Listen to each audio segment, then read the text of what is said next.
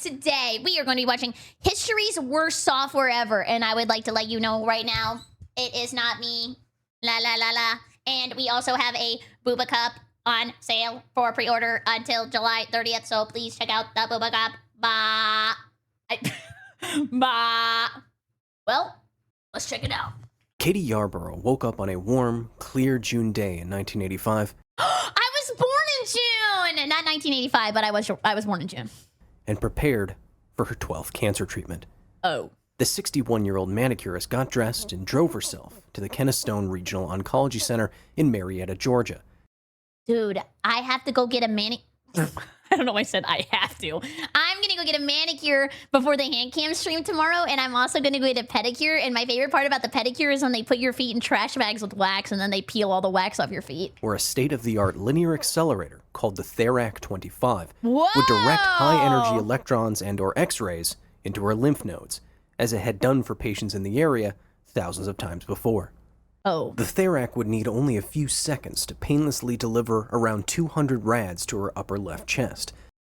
Dude, the Therac kind of sounds like a class in, like, I don't know, Terraria? Or like a Terraria item?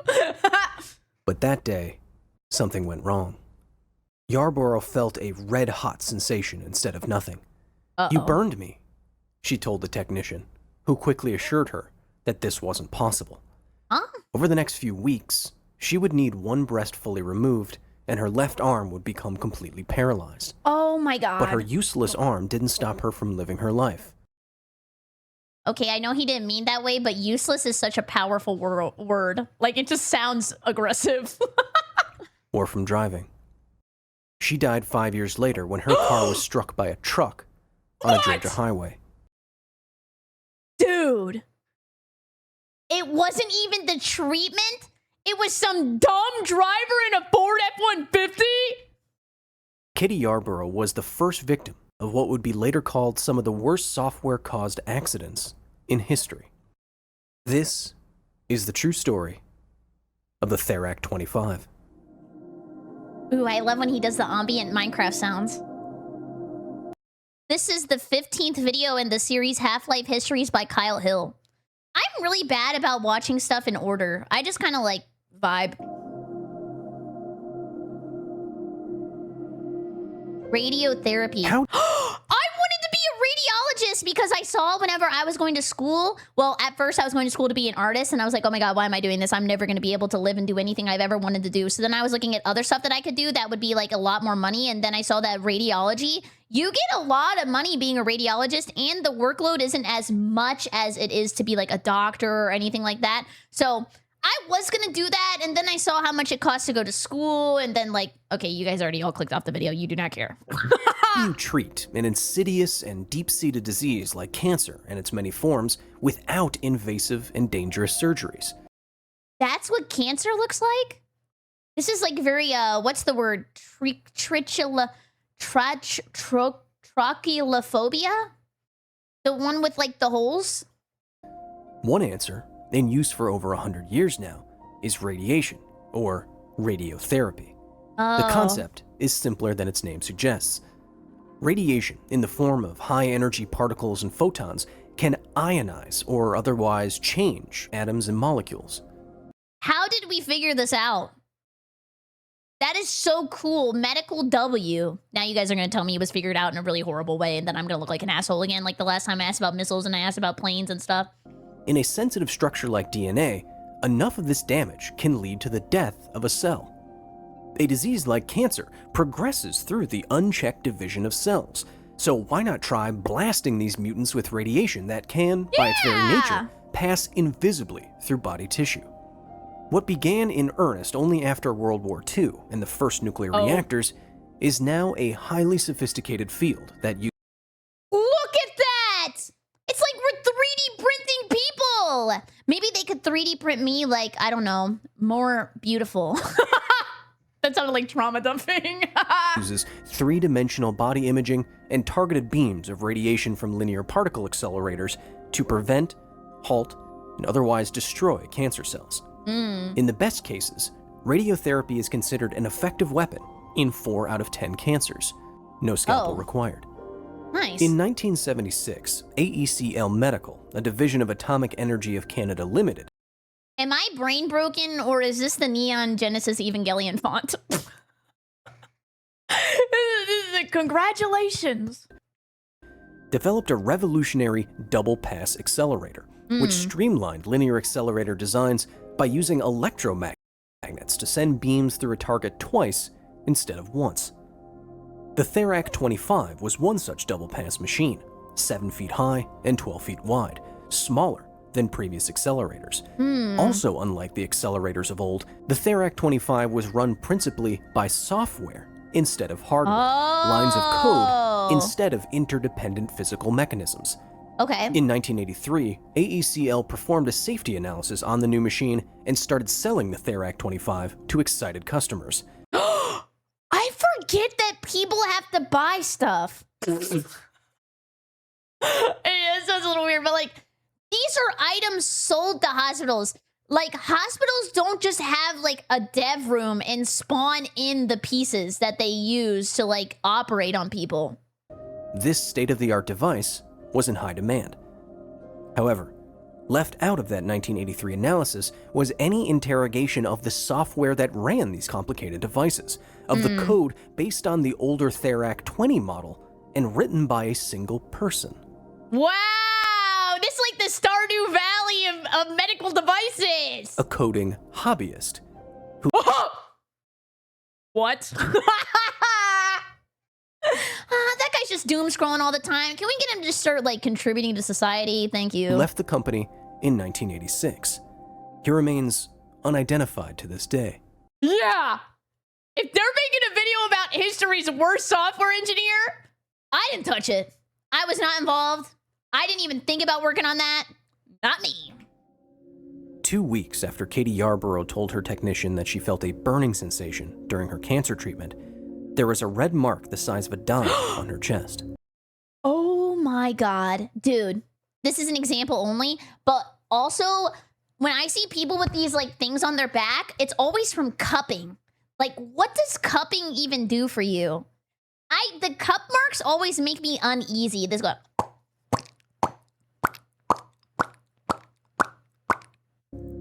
And directly opposite that mark, a larger disc on her back. That's the cup. Tim Still, the medical physicist at Kennestone, examined her. That looks like the exit dose made by an electron beam, he said. Never want to hear that. It looked nothing like what could be created by her prescribed 200 rad dose. The physicist later estimated what actually hit Yarborough was closer to 20,000 rad. Oh my god! Why are we hitting people with the ray gun? Hundreds of times more than what you'd receive standing inside a failed reactor. Yeah, minor spelling mistake. Always double check the numbers. At Fukushima Daiichi. But Dr. Still wasn't able to recreate a beam of that strength with the machine himself, so he contacted a professional organization to tell them what had happened. He quickly got a call from the AECL in response, telling him to stop making these claims without any proof. Ooh, Google Docky, let's bring in the corn, bitch. They assured him that such an overdose simply wasn't possible. Oh, whatever. Yeah, that wasn't us. Like, I don't know what you're talking about. Like, my 13-year-old son, he coded this and he's really smart. Like, he got my computer to run so much faster. Over the next few weeks, the dime-sized red circle on Yarborough's chest became a hole. Skin grafts failed, Wrong car. as any new tissue simply rotted away. Her left breast, recently cancer-free, had to be entirely removed. Oh my god. Her left arm was now immobile. Many sources report Okay, immobile was a way better wording. it was though a slow-motion gunshot wound had gone through her chest and out of her back. Oh my god. Yarborough would hire a lawyer and sue the hospital and Yeah! Take them for all they got! the AECL in the October of 1985. But she wouldn't live to find out the reason why nanoscopic bullets had done this to her. Oh no. 7 weeks later, concerningly similar to Katie Yarborough, a 40-year-old woman with cervical cancer arrived for her most recent Therac-25 treatment at the Hamilton Regional Cancer Center in Ontario, Canada. Do you think there's stuff that we're doing right now that we don't know is bad, but is actually really bad? Anyways, let me take a sip of my Coke Zero. Delicious and 0 calories with no downsides. She, too, was hit with a slow-motion bullet, complaining of tingling electric shocks during treatment. It would be later estimated that what the Therac operator had mistakenly irradiated her hip with several times was a total of 17,000 rads. Several times? 17,000 times 3? Actually, wait, this is actually a question that I think would be interesting. How many times would you say is several? Obviously, a couple is 2 times. Several, maybe like 4 or 5? Like 4 or 5 times? A larger dose than what Harry Doglian Jr. or Louis Slotin received from the Demon Corps. Oh my god. The Demon Corps! The That video was AECL awesome. Sorry, I was having a Demon Corps moment. I was freaking out. To me, the Demon Corps is like my Roman Empire. I love talking about the Demon Corps now. Formed immediately and had an engineer dispatched to examine the unit. The micro switches that controlled the position of the unit's turntable were deemed faulty, and a software change to constantly check the turntable position was introduced. You never want to be the reason they got a software change on the Therac 50,000. I can't even remember the numbers. AECL would later claim in a September letter to customers that this change had increased the safety of the Therac-25 by 5 orders of magnitude. This should have never been a bug. This should have never been a problem. Why are we releasing early access medical equipment? But the cervical cancer patient died a month before this pronouncement, on November 3rd. Her official cause of death was her cervical cancer, though an autopsy revealed that if she had lived, her hip, obliterated by high-energy radiation, would have to have been entirely replaced. Wait, hip replacement has got to be one of the worst replacements, right? Like, for the rest of your life, you probably have a lot of pain. Can they replace your spine? Would that be like a tier 1 worst replacement? Spine replacement has got to be crazy. No? Oh, they can't? Like, you can't 3D print a spine? Is that why I'm a spineless V-slop reactor? I'm still waiting on the surgery. 5 days later, a letter from the Canadian Radiation Protection Bureau begged AECL for hardware failsafes and additional software changes, but nothing came of it. Just a month after the heavily irradiated cervical cancer patient died, it happened again. Why? Why? Please just stop! Therac-25 unit at the Yakima Valley Memorial Hospital in Washington State, supposed to be now 9 million % safer, hit 9 million times the detail. I saw somebody say it earlier, Bethesda-ass software. another cervical cancer patient in the hip with more radiation than what Cecil Kelly endured when a whirlpool of plutonium went prompt critical in his face. Oh my Thankfully, god. the woman ultimately suffered only minor disability and scarring.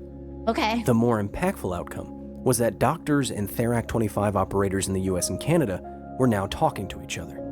Okay. Something was going on. Opening comms. Everybody in the Discord call. Wait, do you think doctors have a doctor Discord where if they don't know what to do, they just like hit up their buddies and they're like, hey, react emoji if you think that this is what happened? React emoji if you think this is a fracture. AECL obviously wasn't addressing or didn't care to. 2 months later, AECL declared that, after careful consideration, we are of the opinion that this damage could not have been produced by a malfunction of the Therac-25 or by any operator error. There is no malfunction of the Therac-25. There is no malfunction of the Therac-25. End quote. However, over the next 12 months, Therac-25 malfunction and operator error would kill 3 cancer patients. Oh my god! I say this all the time, but put a stat track on this shit! The Therac-25 software likely had around 100,000 lines of code. Small by today's standards, but complicated Way bigger than average. Way bigger than average. nonetheless, and error-prone. Operators would later testify that they encountered as many as 4 serious error messages a day.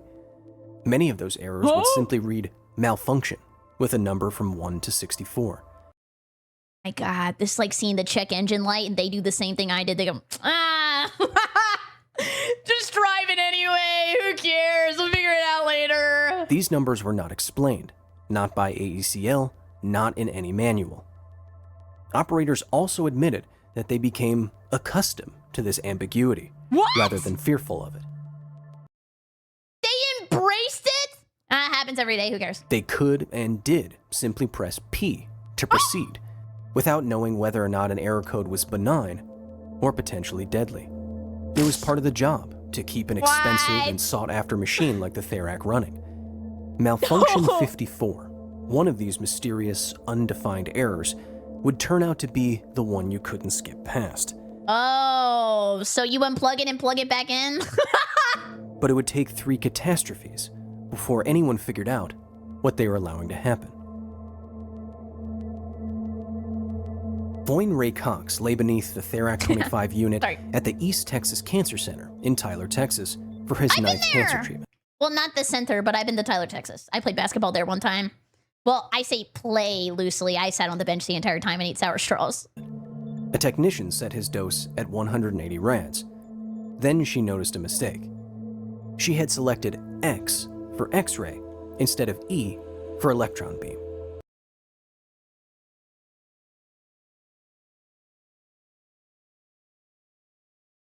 No.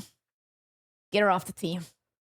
She quickly moved the cursor, made the change, and activated the machine. Malfunction 54. Used to this by now, she hit proceed anyway. How are we letting this happen? Mr. Cox then felt a powerful shock. According to reporting done by Barbara Wade Rose, Cox tried to get up, but because the intercom for the room just happened to be broken that day. Guys, this has to be the most unlucky event of all time. How is everything broken? Yeah, that day used very loosely. The technician didn't see him struggling or hear him screaming. What? So she hit him again. Ah! Are you serious? Another shock ripped through Mr. Cox. The technician only stopped when she heard Cox slamming the door she was behind with his fists. Oh my God! He was examined by physicians and sent home, told to return if anything changed. Why are they treating him so poorly? Like, that's how your manager treats you when you get hurt on the job and they say, come back tomorrow. Nothing? Just go home? A few weeks later, he returned to the hospital, spitting up blood. Oh my. And what are they gonna say? We didn't know. After the accident, no one can reproduce Malfunction 54. Well, thank God. AECL told the hospital that an overdose was impossible, suggesting maybe it was indeed an electric shock that produced the sensations Mr. Cox felt, but ruled that out too. The company claimed it knew of no other similar accidents, so the use of the Therac unit resumed 17 days later.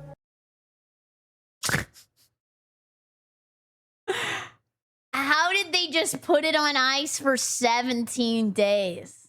Like, that's it? The length of a Twitch suspension for bugging on stream? Actually, longer! Maybe, sometimes, depends. Voyne Ray Cox died the following August after receiving a calculated dose higher than the worst dose a liquidator would receive when the Chernobyl nuclear power plant exploded just a month later. Oh my God. Only 4 days after the Therac at the East Texas Cancer Center was back online, 66-year-old bus driver Verdon Kidd. You know what I'm gonna do? You stupid robot. I'm coming down to the hospital and I'm gonna unplug you and beat you with a baseball bat until you're coughing up bolts and gears. Walked through the lobby on the way to his scheduled treatment. He was to have a Therac-25 aimed at the skin cancer on his face. Oh no! Surely this is a happy ending. Malfunction 54. No! Treatment proceeded. No! A loud noise brought the technician back into the room to Wasn't me. find Mr. Kidd writhing in pain, confused. He said it had felt like something hit him on the side of the face. He saw a flash of light, heard an intense, sizzling sound. Oh. The fajita special? Come on! We gotta unplug this thing! The Therac-25 unit at the center was shut down until the cause could be determined. Thank you! Verdon Kidd died a month later from radiation-induced damage to his brain and brainstem. Holy His crap. death, 4 months before the death of Voyne Ray Cox, was the first recorded fatality from radiation treatment in medical history. Wow. The Therac technician on site that day and physicist Dr. Fritz Hager stayed the weekend after the Kidd accident, attempting to recreate Malfunction 54, the malfunction that AECL said wasn't possible.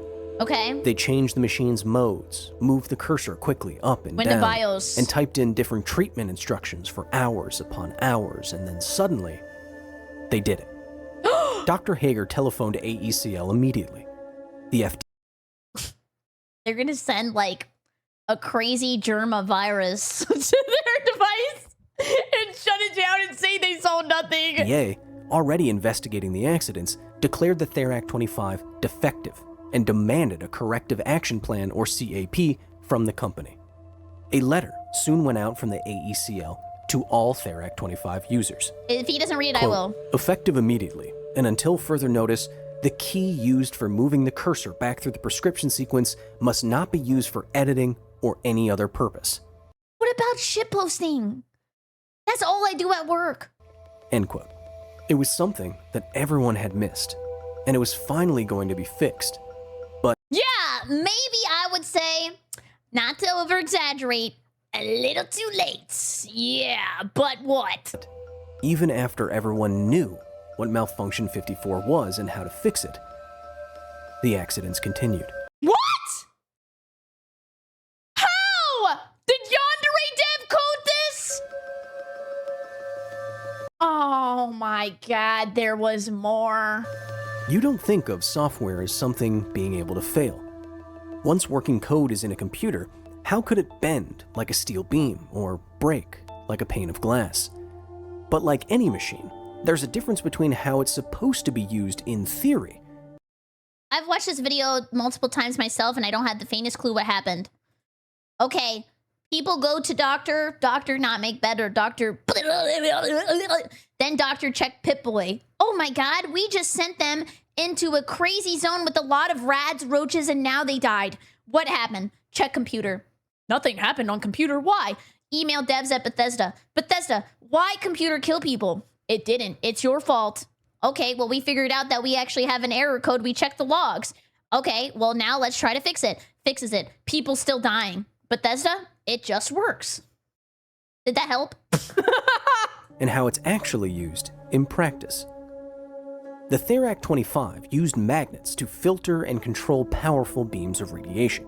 Magnets that, after an input was received, physically took 8 seconds to move everything into position. Oh, magnets. Yeah, how do they work? Fine in theory.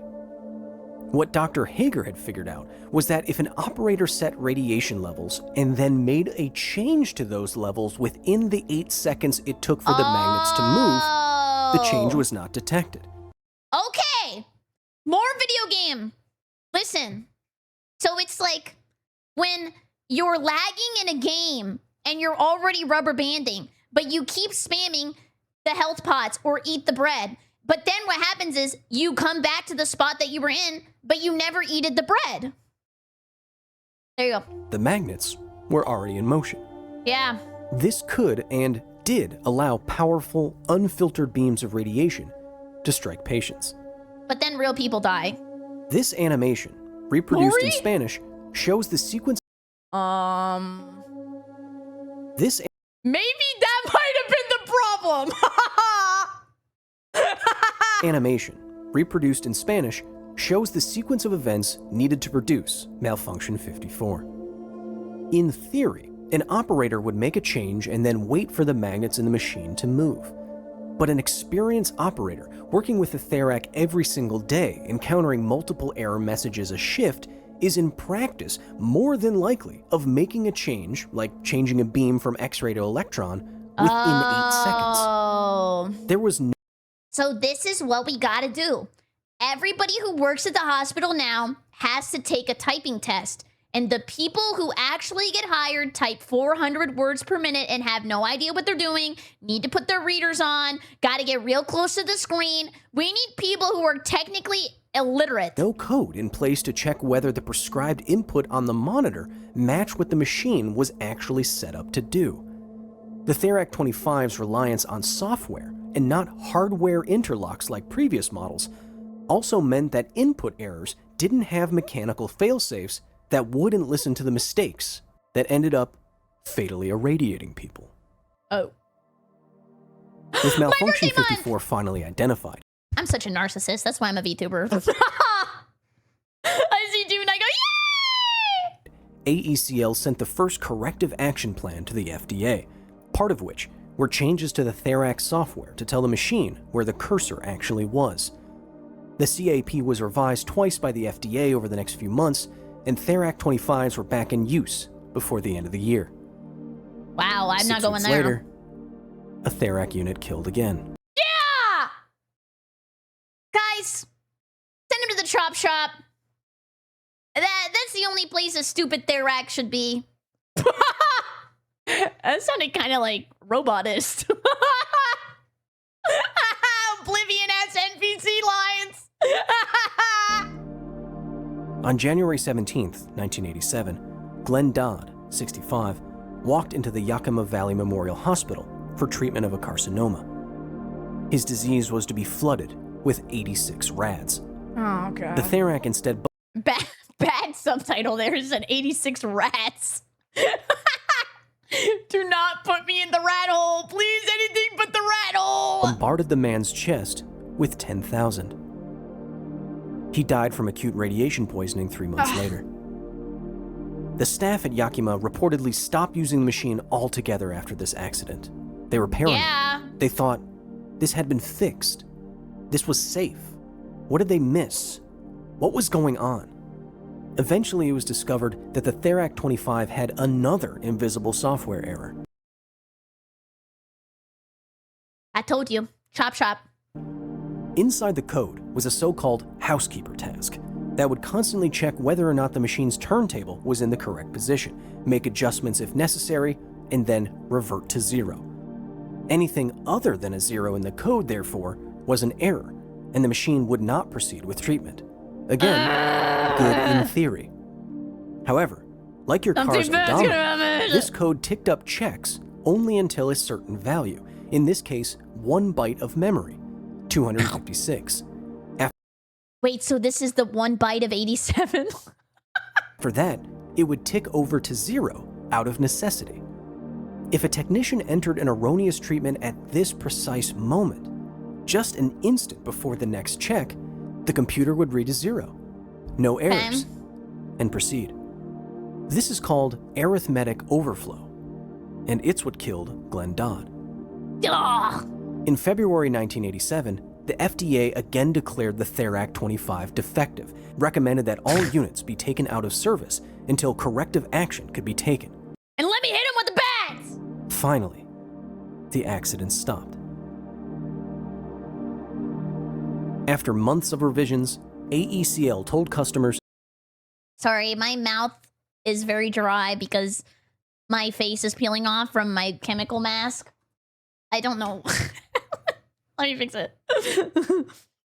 I got chapstick. Well, this is Aquaphor lip repair. that the FDA had accepted a final corrective action plan. It included 20 That was my birthday! customers that the FDA That's my birthday! Well, not that part.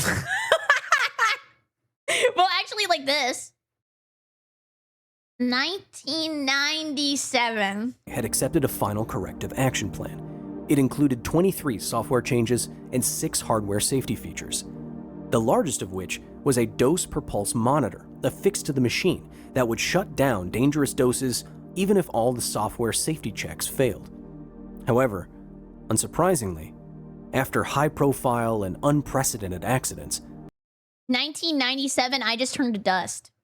How do you think I feel when someone checks my ID and they just look for the 9 and then they give it back to me and say, "You're good"? Every time I go, really? the Therac was no more. In 1988, Stupid robot! I hope you never come back! AECL dissolved their medical division, and lawsuits from families were settled out of court. Yes. At the time of this Give them the money. recording, with a cursory search, I was unable to find any hospital actively using a Therac-25. Good. Even if they are, which isn't unlikely, the machines are probably under a different name or company. Oh, they re-debuted. Makes sense. Even without any further incidents to point to today, no hospital wants to draw active comparison to disaster.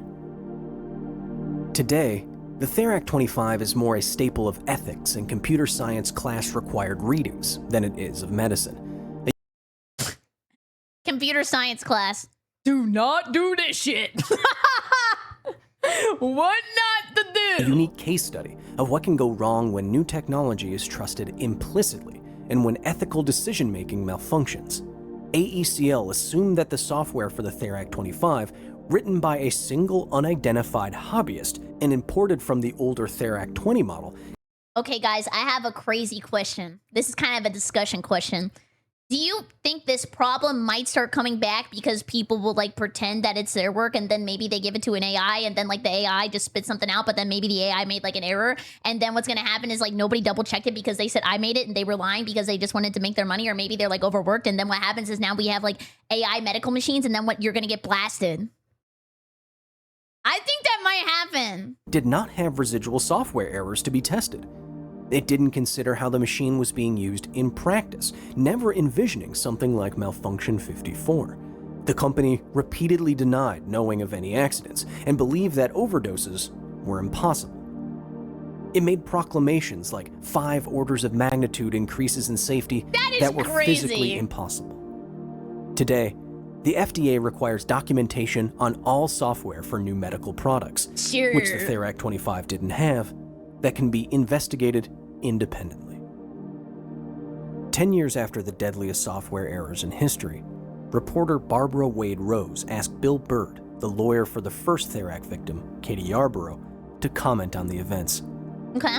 Quote, "The thing that amazes me is that the people who develop these machines are surely some of the most brilliant people in the world. I'm smart. I just hide it so that way you guys think I'm awesome and relatable and fun. This machine was unbelievably sophisticated, and yet, nobody would have gotten hurt if somebody had just used common sense." Yeah. And how often does that happen? Hint? Never. Until next time.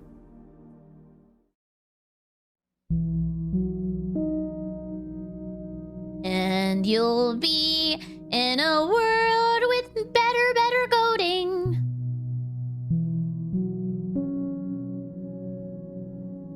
That was a good video.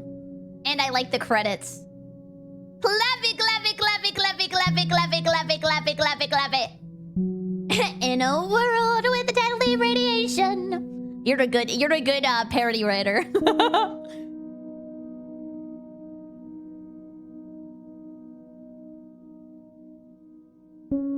Can someone say something really good that happened to them as just like a palate cleanser?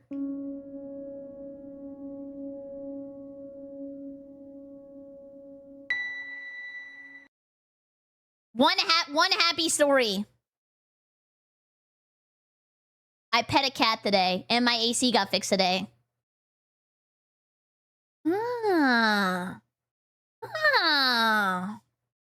Someone found my keys. Let's go! I saw a butterfly. I lost 30 pounds. I woke up.